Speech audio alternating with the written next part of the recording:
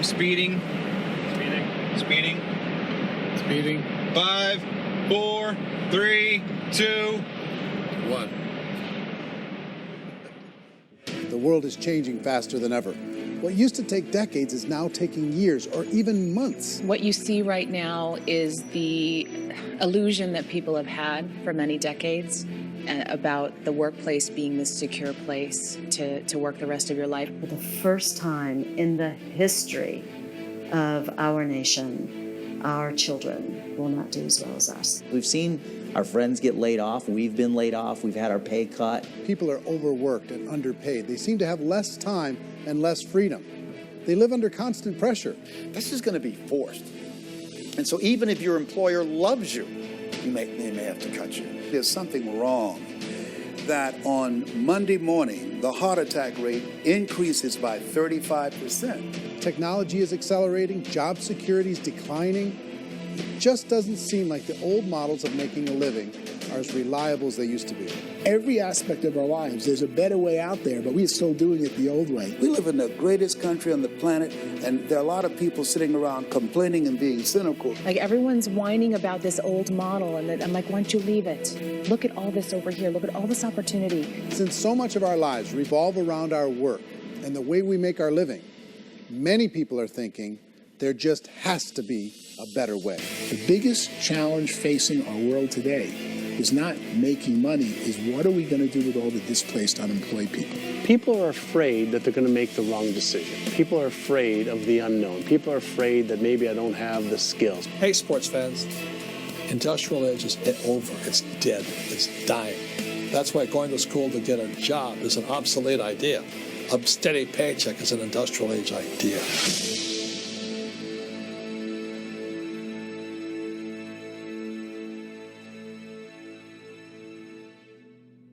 It's the search for answers that has brought us here together today. My name is Eric Worre, and for almost 30 years I've been an entrepreneur, struggling at times, but ultimately succeeding.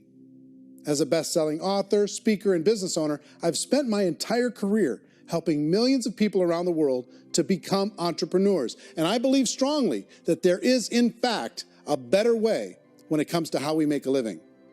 The career landscape has changed dramatically, and many are still working in a model that is completely out of date. What worked for previous generations isn't working as well for people today. In this film, we're going to explore 3 important questions. First, what's really going on in our working world today? Second, in this new economy, is it better to become an entrepreneur, or is it safer to work for someone else? And third, if a person decides to become an entrepreneur and start their own business, how can they do it without taking on massive risk? To help in this journey, I've brought together some of the greatest experts and thought leaders in the field of entrepreneurship to share the real facts with you. My intention is to give you new information that will allow you to make choices that are not limited by an old, outdated model. Let's start by understanding what's going on in our working world today.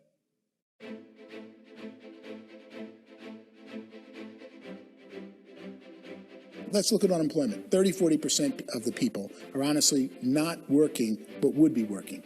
What our government does is if you haven't found a job in 6 months, we don't call you unemployed. We pretend you dropped out of the labor force. I've often said that unemployment, particularly structural unemployment, that's unemployment due to technological changes, is the first sign of economic growth. Think of it, 10 people live on an island. They go out every day and fish. One day, new technology shows up. A missionary brings them a net. Now, using the net, one pilots the boat, one throws the net. 2 fishermen can do all the work 10 used to. That's a 500% increase in productivity, 2 doing the work of 10, in one day. You don't have to learn a lot to learn how to throw a net instead of throw a fishing line. The island's got a big problem, 80% unemployment. But the island still has all the wealth of the fish because the 2 people produce as much fish as 10 did. Now, of course, looking back in history, these changes used to take thousands of years. And during that time, we went into farming and transportation. Some of us became doctors and some teachers and lawyers. And we developed all these new professions and new manufacturing jobs. Today, these changes are occurring literally in one day when a new technological advance occurs. And we don't have the social structures to deal with it or to retrain the unemployed people. So one of the things that I think is interesting as I travel across the country and really travel around the world is the way that we work and the way we get paid for work is changing pretty dramatically. On a global basis, everything is being turned upside down because of the rapidly advancing technologies. They are eliminating many jobs, and we have been left with many people not prepared for the jobs that exist. A lot of demand in public companies was to squeeze out all the fat and to get just as much margin as we possibly could, and fat equals humans. So this idea of job security in information age is so obsolete, but it's still taught inside our school system, and that's where the problem starts. There's no financial education in the school system, and people are still trained to be employees who work for that paycheck. This is a chart on the middle class. What's happening in the middle class, those that went to school, their incomes have been coming down for years. And parents still say to their kids, go to school, get a job. Now, what happens to all those middle class people who are dropping off the ends of off the chart? Well, they become what's called working poor. And this is what happens to working poor. But they say poverty is ending. Well, poverty may be ending, but working poverty is going up. And this is food stamp usage. So food stamp usage in America is going through the roof right now, because people cannot earn what they call a living wage. Most people have experienced financial pressures that I think are probably greater than they have been in the past. If you're not working for yourself, then it's going to be a pretty hard road for a lot of people. Today, if you're going to control your future, the 40-40 plan is gone, where you can graduate from college and get a job and work for 40 hours a week for 40 years. That day is gone. So some of these charts actually tell you what's going on. And this is a really interesting one. People are going back to school because if I go back to school, I'll get a nice job. But this is what's happening to, it's called Sallie Mae, which is the student loan guys. Student loan is going through the roof. It's now over $1 trillion. And student loan debt is worse than credit card debt. So when people stopped using credit card, the government got people into student loan debt. And the problem with student loan debt is you can never be forgiven. See, with credit card debt, you can declare bankruptcy and all's forgiven. But student loan debt, you can declare bankruptcy, you still owe it. It's the worst of all debt. But this is the next picture. Look at this chart here. This is what's happening to wages of college graduates. It's going down. So you go to college, you rack up all this debt, but you earn less money. Now, that's not that intelligent. Average person who's been working a lifetime in America today is ending their lifetime at 65 with about $41,000 in assets. They earned just enough to survive. I think in the United States we have something like $17 trillion in debt. That's just the federal government debt. We got another 2 in municipal, and in other, let's call it almost 20 trillion government. We've got 40 trillion in private debt. That comes up to close to 60 trillion. When you then add something we never had before, what you were talking about, when we look at the unfunded portion of Social Security and primarily Medicare, Medicaid, that, at the most conservative estimates from outside firms, Kleiner Perkins, 67 trillion and growing. That's more than all our other debt. There's less conservative estimates that say it's 84 trillion or higher. I added up conservatively $127 trillion in total debt. Debt is a financial drug. When you take it to excess, it's like taking a drug. Yeah, it makes you feel better, it enhances your performance, but at a huge cost, eventually it kills you.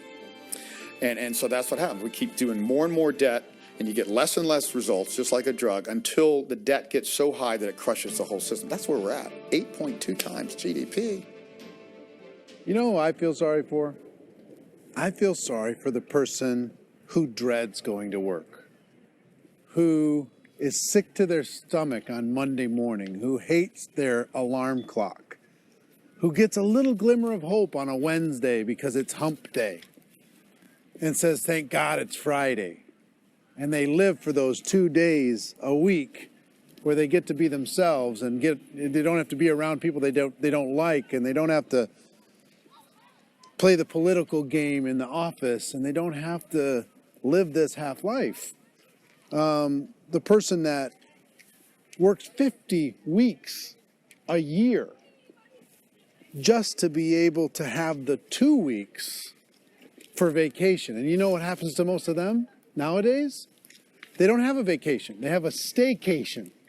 They have time off of work, but they don't get to go where they want to go because they're overextended. They've got all this debt. They got all this situation. They hate their alarm clock. They can't sleep until they're done. They have to spend most of their life in traffic. I feel sorry for that group of people because there's a better way. They just don't know it. I see this really interesting attempt at rugged individuality in a 6x8 rectangle. And I feel like you're all the same, except for the little push pins of the pictures. There's different pictures. Yours is named Jenny and his is named Sujara, but it's the same people. And this is how they are, and they're just like the zombies, and there's no joy in there, there's no fun. There's always like the wacky woman who decorates her cubicle, and that's the most she can do there. You got to give her credits, right? The wacky cubicle woman. The basis for their life is worry. I'm worried, you know, maybe I'll get fired. I'm worried maybe my company will go out of business. I'm worried I can't keep spinning the plates on paying the bills. I'm worried about how do I send my kids to college. I'm worried, what if the transmission of my car breaks? That's, you know, 2 or 3, I can't fix it. People live in a sea of worry, and it eats at them. Those signs that people held up during the Depression didn't say looking for gainful employment in a cubicle. It said looking for work. Work is what we're looking for. Job is just a unit of measurement.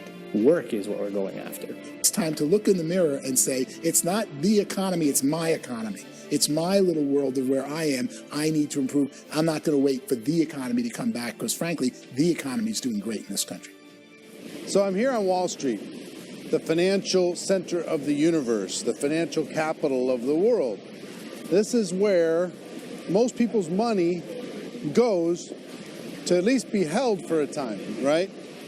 With interest rates in banks being effectively zero, and many experts are predicting it's going to stay at zero for the next 10, 20, even 30 years, people feel like they don't have any choice but to put their future into equities, to put their future into the hands of other people on this stock market, and hope that the stock market goes up, hope that the stocks that their advisors pick or that they pick goes up.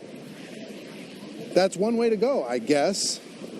It's my personal belief that if you put your future into the hands of yourself, in other words, you have earning power by yourself, I think you're a better investment than these guys. I think you controlling your future is a better option than handing over your retirement to these guys. The average household income in the United States is approximately $50,000 a year, what they call the middle class. To reach the top 25% of income earners, you'd need to earn at least $90,000 a year. To reach the top 10% would be a household income of $140,000, the top 5%, $190,000, and to be in the top 1%, you'd need a combined household income of at least $380,000 a year. So here's the question.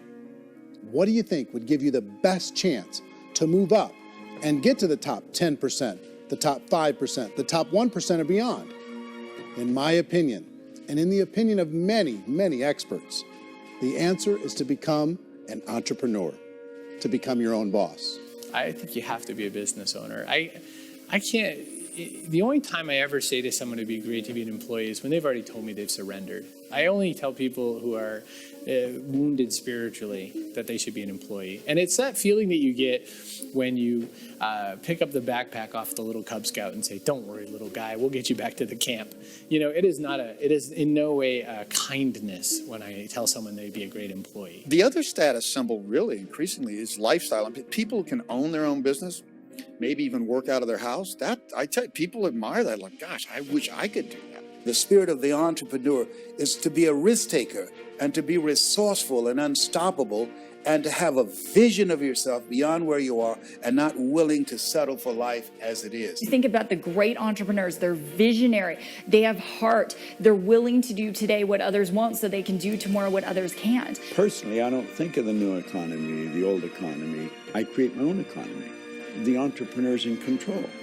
I decide what the economy is going to be like. In the world of entrepreneurship, there are no limits. You can make as much as you want, depending depending on how much you want to work and how smart you are and how great a team you put together. There's no more lifetime rewarding business than being an entrepreneur. Why in America, where anyone could be anything, would people want to give up their freedom and become effectively a modern-day slave, told shut up and be here every morning at 7:30, leave at 5:30, and do what I tell you? If people decide to become an entrepreneur and work for themselves, they have some traditional options, but they're riskier than you might think. Any kind of a retail business, retail build-outs, is extremely expensive. Even just these small little yogurt stores where they're putting little yogurt machines and you get all the different flavors, you're spending $200,000, $300,000, $400,000 to open a yogurt shop. I would love to buy a Dunkin' Donuts, but it's $500,000 or so to start. I don't quite have that just-in-case money. Risk you can lose it all, and most guys do 2 or 3 times, and even big guys like Branson, because I'm such a fan of his, half his companies don't work. If you make $1 million, your problems are going to go. If you make $1 billion, your problem's really going to go. Just the opposite. You and I know when you're making $1 million, you got $1 million responsibilities. You make $1 billion, you got 1,000 times $1 million responsibilities. And most people say, I'd love to be my own boss. 70% of Americans would love to be their own boss, according to recent polls. But they don't know how to get there. Because what are you going to do? One, you could buy an existing business. If somebody's selling an existing business, you have to ask why. Usually because it's probably hard. It's probably not making as much money as they hope. 2, they could buy a franchise. A little less risk, proven system, but it's expensive to be able to do that. 3, they could start something from scratch.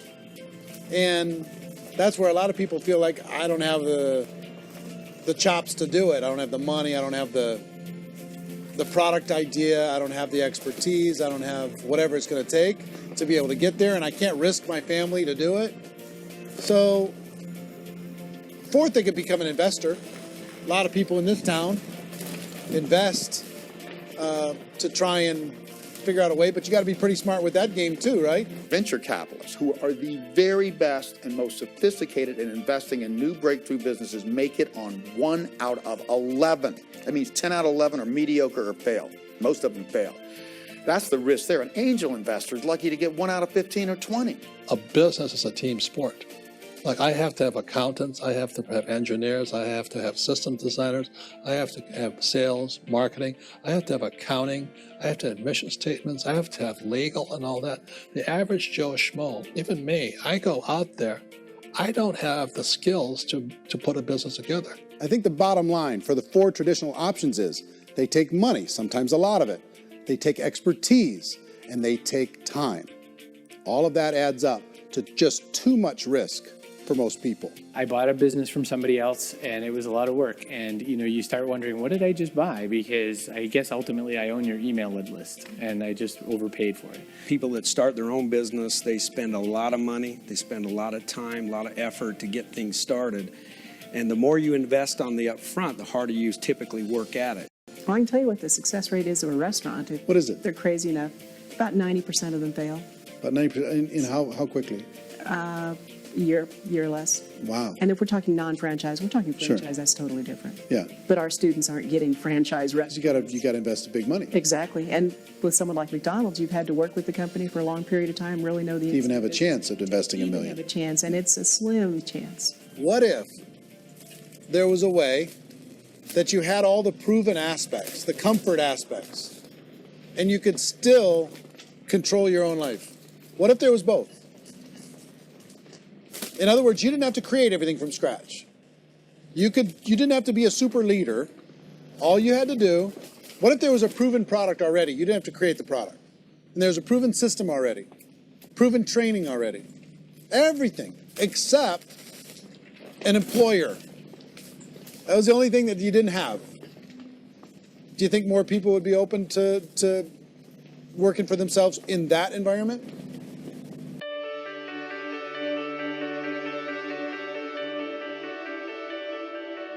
In our search for a better way to make a living, we've come to the conclusion that becoming an entrepreneur is actually safer than being an employee. And through our look at the entrepreneurial options, one particular path kept coming up from expert after expert. And I think most people will find it surprising because it's certainly a non-traditional business model. That model is for people to start their own business and become an entrepreneur through the creation of a network marketing business. Some people call it direct selling because the product is being sold directly from the manufacturer to the end consumer, cutting out the middlemen. Other people call it multi-level marketing, or MLM, because there are multiple levels of commissions paid.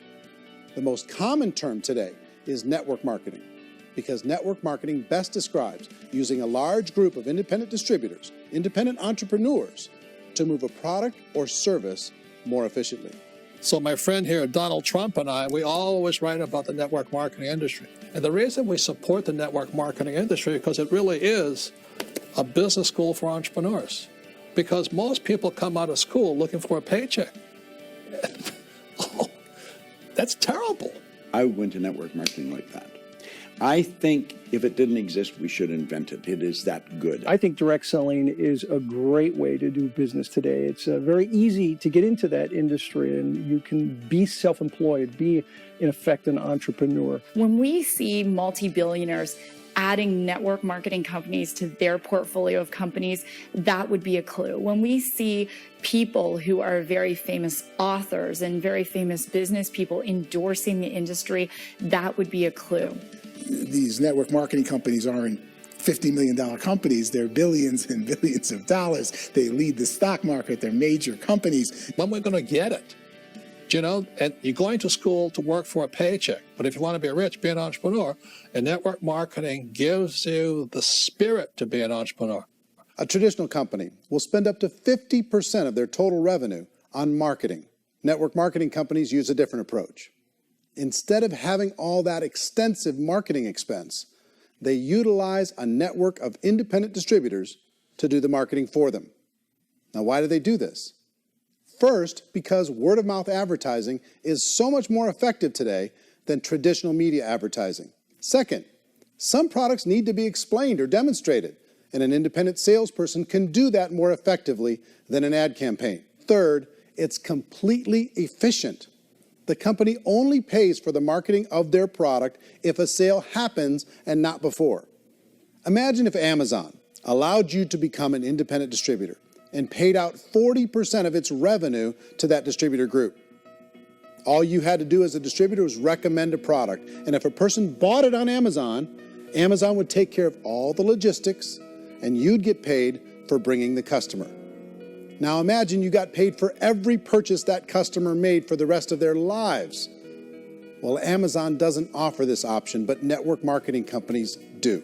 85% of all buying decisions in our society are made as a result of word of mouth or reputation. We're recommending things to each other all the time. You know, who's your dentist? Who's your doctor? Who's your lawyer? What detergent, are you using? What legal system are you using? What product are you using? We're talking to each other about the things that we love anyway. When you go into a big box retailer, you're lucky if the clerk looks you in the eye, much less gives you any detailed or accurate information about what you're purchasing. So, of course, this personal information, this education coming from a friend, a neighbor, a relative, or even a stranger, but one who has experience with the product is extraordinarily valuable. As a matter of fact, network marketing can educate consumers probably better than any other form of marketing. It certainly can do better than advertising because advertising usually has a certain hype to it and you can only get limited information. So, network marketing trumps advertising. If you were a typical sales company and you wanted to sell $1 million a month worth of product, you might go find 100 superstar salespeople. The quota would be $10,000 a month. So network marketing as a distribution system just flips the numbers. So we use 10,000 happy, raving fans of a particular product, and we don't concern ourselves so much with how much product each one of them individually sells. If they sell just $100 or $200 a month, and there's 10,000 of them, you're selling $1 million to $2 million a month worth of product. And that's the best way I can explain how network marketing works. This is the marketing arm of the company. There's not money being wasted on bricks and mortar. There's not money being wasted on inventory that's sitting stagnant somewhere. There's not of employees standing around that don't have customers. These are people that are going to connect with customers. These companies allow people to become independent distributors for extremely low cost and with no minimum time or sales quota. Essentially, they own their own business and can provide as much or as little sales as they choose. In other words, the distributor gets all the benefits of traditional business ownership without the risk. The advantage of network marketing is the ease of entry, the low risk, and the low startup cost, because almost everything else has very high risk. You can get in for a minimal investment. You're buying into a system that's already been proven, products or services that have been proven to work. The keys to network marketing is providing an opportunity for the masses to get involved, providing an opportunity for the average person who doesn't have the resources to start their own business. All of this so far is fairly straightforward, but network marketing offers another benefit, and it's this benefit that makes it so interesting for entrepreneurs. Network marketing allows a distributor to build their own network of other distributors and then compensates them on the sales created by that entire group. Direct selling is, at its base, very simple. It's the sale of a product or service to an individual on a face-to-face, one-on-one basis, just the way we're talking right now.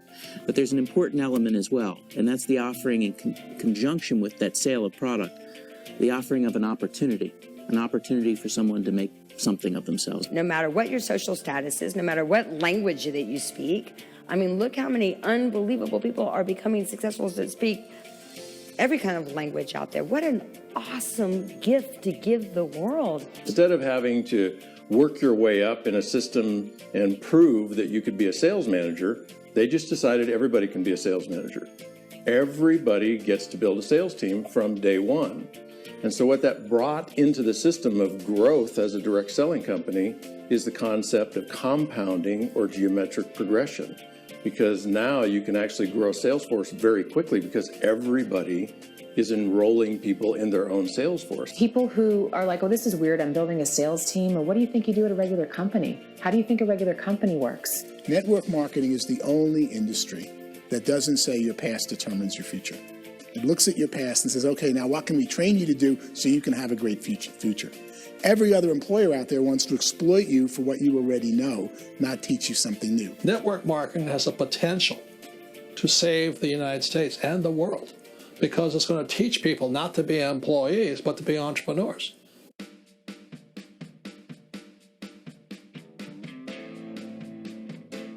According to the Direct Selling Association, if you add up all the network marketing companies around the world, they combine to do over $178 billion a year in retail sales.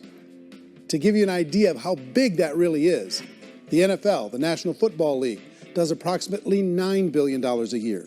The music industry does a little more than $16 billion a year, and the movie industry does about $80 billion a year. Using a conservative average, network marketing companies pay their distributors about 40% of that $178 billion in the form of commissions, which adds up to more than $71 billion a year.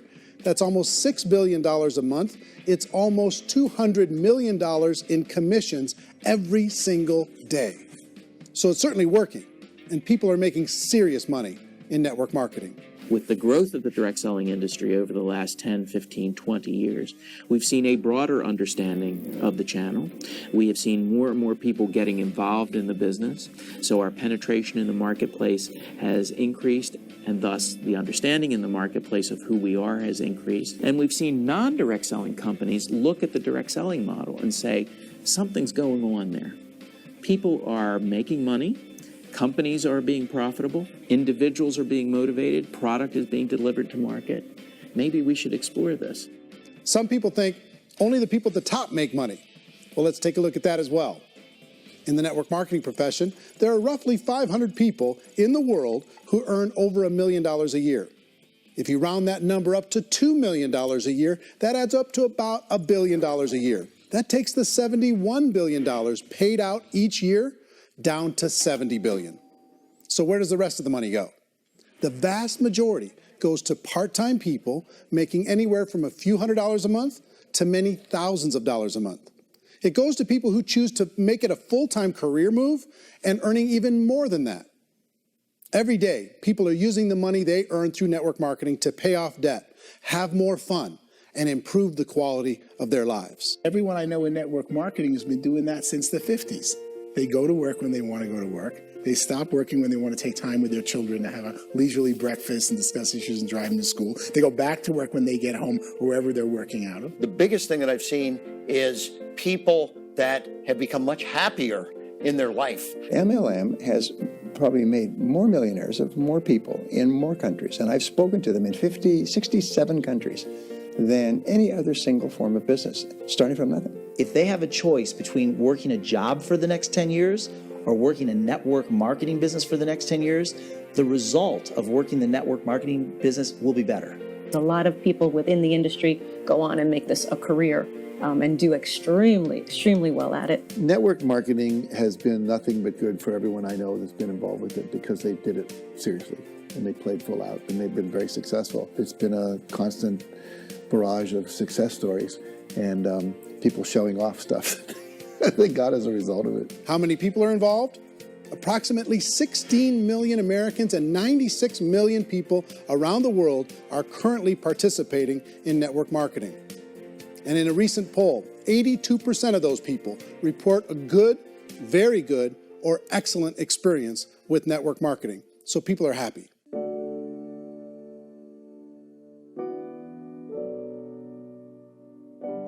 So I've taken a look at the network marketing profession and really tried to understand why so many people are confused as to the validity of this as a business. One is this pyramid shape. People get really messed up with this pyramid. Oh, it's one of those pyramid things. So I just think there are a lot of haters out there who really don't understand the industry and say, oh, it's a get-rich-quick scheme. It's a pyramid. Well, corporate America is a pyramid scheme. You know what I mean? It goes like this. You have thousands of MBAs, let's say working for Ford or General Motors or Coca-Cola. If all these MBAs are all trying to get to here, that's a pyramid. Only one guy's going to make it. Every 10 years, one's going to make it. Whereas you look at network marketing, it's like this. So you're here, and your job is to develop other CEOs coming up behind you. So it's an inverse pyramid. In network marketing, it's a very simple concept. If you sell product, you get paid. It is paid based on production. There is no first mover's advantage. There is no investment component where the more somebody spends, the more they're entitled to make. So the two are polar opposites of each other. It doesn't matter what shape the company is or the compensation plan is shaped, whether it's a circle or a pyramid or a triangle or a trapezoid, it doesn't matter. If compensation is coming primarily from recruitment, then you've got a problem.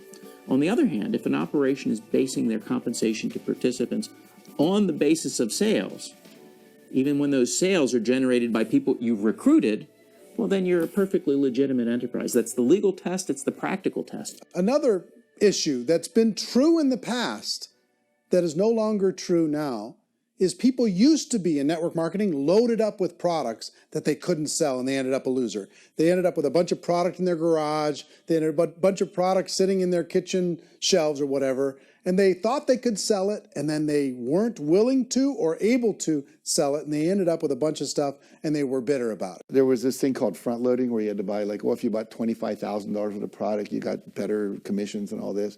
Today, it's almost all done by computer. It's direct mail, comes from a warehouse somewhere else. You don't have to have all this inventory. You don't have to stock up. It's a paperless world now. Most of it's done online. You have a back office. It really works. And the technology has changed everything. Third issue is people start talking about 99% of people in network marketing don't make any money. Well, we've talked about that over the course of this journey together. Almost $200 million a day is being paid out to network marketing distributors around the world. The naysayers, the people who say that it doesn't work, are usually the ones who just don't know how to make it work for themselves. And so they're giving you an opinion, and I tell people, don't confuse people's opinions with expertise, because opinions are free. And don't confuse sincerity with the truth, because people can be sincerely wrong. But here's the reality inside of network marketing. The vast majority of people that get involved in network marketing just become customers, and they get involved to be able to purchase product at a lower price. If you take Costco as an example, if a person goes into Costco and gets a membership to Costco so they can get a lower price on the product, We don't call that person a loser because they have a bunch of product that they walked out with a smile on their face. Yet when some people want to take a look at network marketing, they say, well, those people, they're just using the product and they aren't earning an income, so they must be a loser. They're not a loser, they're a happy customer. That's the vast majority of people that are involved in network marketing.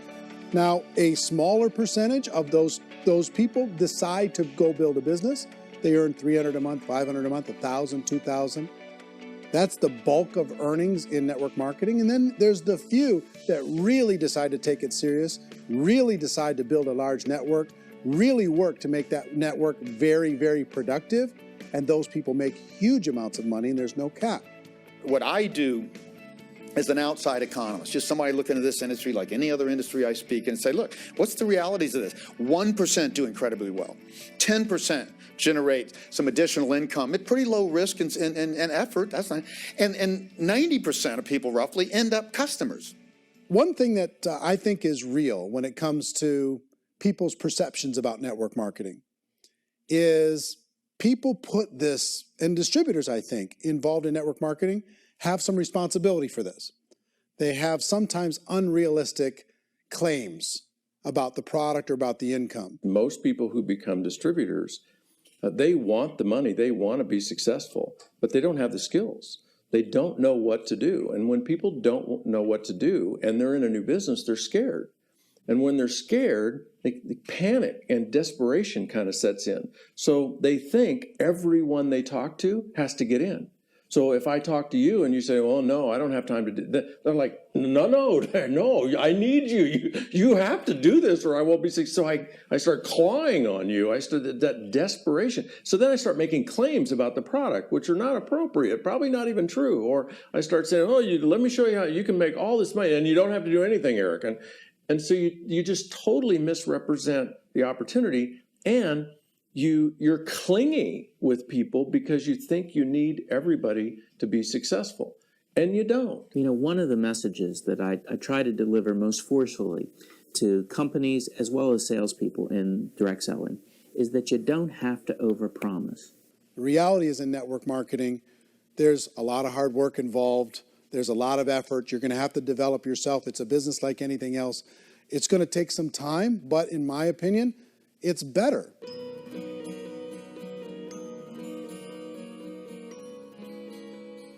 It's light years better for people starting today than it was even 5 years ago. I think it's more widely accepted now, and people understand it is a business. It is being an entrepreneur. It is being a business owner. Our belief system is based upon our evaluation of something, and frequently if we reevaluate a situation, our belief about that situation will change. The industry has changed and it's grown up. It's totally transformed. You've got young people today that have grown up with social media, and they understand networks. They understand how people are connected through technology, and they understand how money flows through those networks.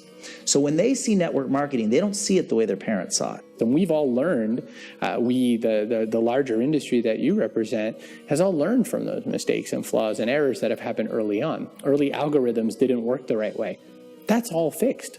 It's like when they design a computer program, they design the program, then they run it, and then they go back through and they debug it. The MLM industry has been debugged. This is the day of being virtual, being able to run a business from your mobile phone. I mean, it's incredible. Companies are getting smarter. They're implementing more consumer protections. They're implementing more compliance training. They're doing more with respect to product research. If you do get involved and you make purchases of inventory, even on a voluntary basis, if you decide that this business is not for you, you can leave and have that inventory repurchased by the company. There's no other business that offers that kind of protection on a voluntary, self-regulatory basis.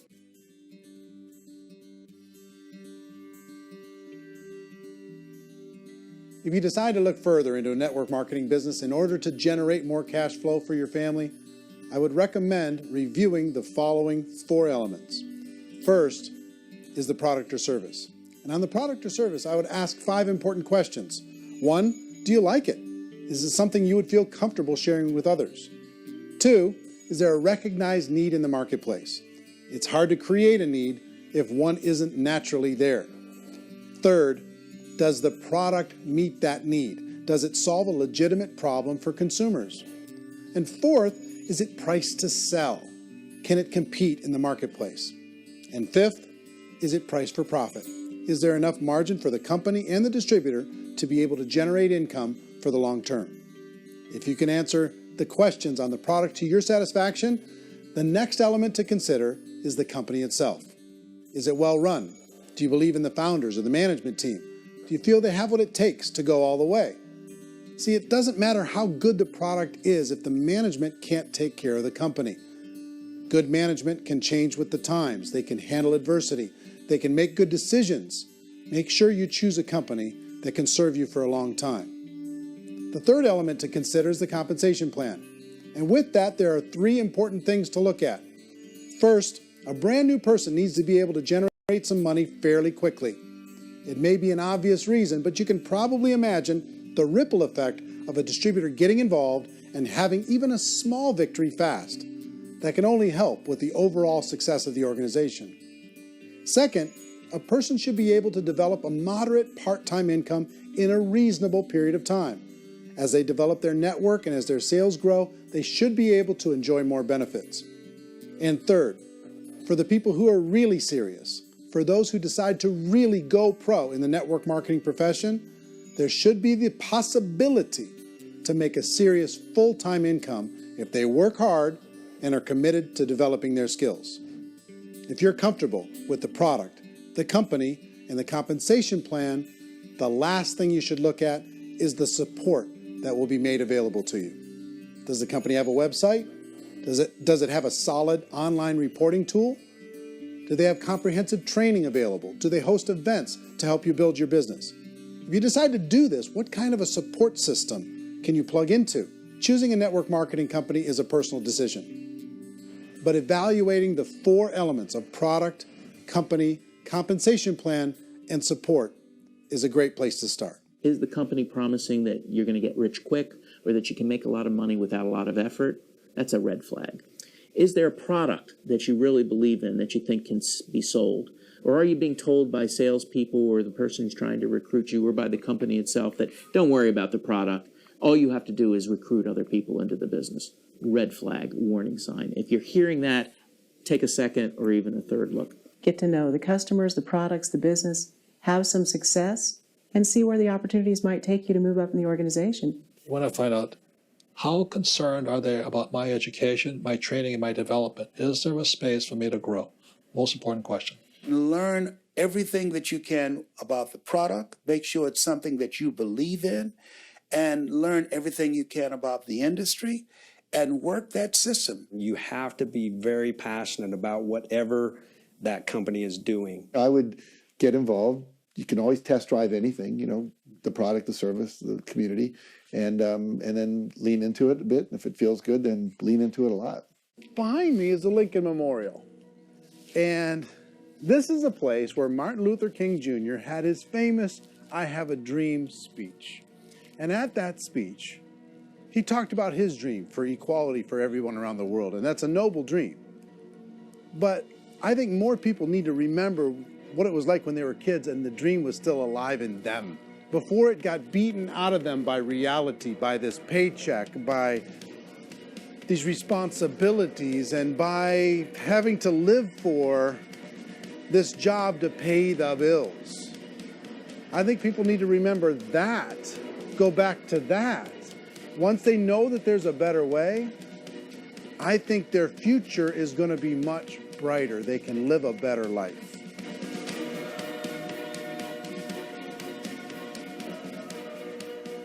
So if you're considering getting involved in a network marketing company, let me offer you just a few pieces of advice. First, network marketing isn't perfect. It's emotional, it's challenging. Like any entrepreneurial venture, it can have its up days and its down days. But if you have an entrepreneurial bone in your body, it's just better. Second, if you're going to do it, decide to be professional. Decide to go pro. It's better to do that than just be this amateur sticking your toe in the water. Third, as any professional, you're going to have to learn some new skills. And I promise you, inside of the network marketing profession, they're not too difficult to learn. Fourth, like anything worthwhile, it's going to take some time. Don't expect that you're going to get to the finish line right out of the gate. And fifth, it's worth it. It's worth it to be able to take charge of your life again. It's worth it to be able to control your own financial situation. It's worth it for the people you're going to be able to spend time with. It's worth it for the things you're going to be able to see and the experiences you're going to be able to experience. It's worth it for the causes you're going to be able to contribute to, the lives you're going to be able to touch, the customers you're going to be able to help, the friendships you're going to be able to develop. I promise you, it's worth it. Remember, most people are searching for answers just like you are. But I do have to tell you the catch to network marketing. If there is a catch, if you want to understand this from an emotional point of view, people say, well, it sounds too good to be true. It's not. It's hard work. But here's the catch. Most people still don't understand it. So you're going to have to endure the loss of social esteem from ignorant people. The uneducated will think less of you. Now, if you can handle that, you're on your way. If that's going to destroy you, you know what? Entrepreneurship in general probably isn't in your future. If you can face that catch, you can become unstoppable. I want everyone to really contemplate this if they're not in network marketing. You're in a job, you probably have a mortgage, you have rent, you have debt, whatever's going on. You're in a prison. You work just hard enough to keep them from firing you, and they pay you just enough to keep you from quitting. Come on! I've been there, done that, and bought that T-shirt. In network marketing, if you run into failure, it's really just a homework lesson for yourself. There's no one to blame. You really have no excuse not to be successful. You just don't. People don't want to hear that, but there's so much available to you. If you want to be a good network marketer, be a student to the people above you, be a fellow traveler to the people on the same level, and be a teacher to those below, and know when it's appropriate to do which. People who are not afraid of asking people to buy things, or not afraid of persuading people with a chance they may say no, these people own the future. Nothing happens until something moves. So you got to go move, you got to go do something, or nothing's going to change in your life. In the beginning, you're going to do a lot of things that you don't get paid for. But as you go down the road, you get paid for a lot of things that you don't do. And your job is rehabilitate the spirit, the entrepreneur spirit in all of us. Get it back. Either give it a strong yes or a strong no, but no wishy-washy, dilly-dally stuff in the middle. There's dreams and there are nightmares, but I believe that the biggest nightmare of all is when you don't pursue your dream. You're going to see some monumental growth in this profession. It's an exciting, exciting time to be involved with the network marketing profession. The next 10 years, I see just exponential growth. When that tipping point comes, it's not a matter of asking somebody, have you ever heard about network marketing? You're really asking them, which company are you building your wealth in? We are here to fix the world, to improve relationships with other people, to improve other lives. And the real reward comes as an entrepreneur in any level from teaching somebody something and watching them soar. There is no greater reward.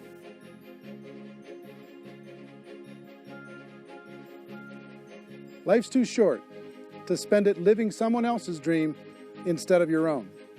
It's too short to spend it living at a fraction of your potential. Can being an entrepreneur be a challenge at times? Sure. But here's what you get in exchange. It can be yours. Something that you built, something that you created, something that you made happen. This balloon represents your dream. It represents entrepreneurship. My wish for all of you is that you would reach out and grab it. The choice is up to you.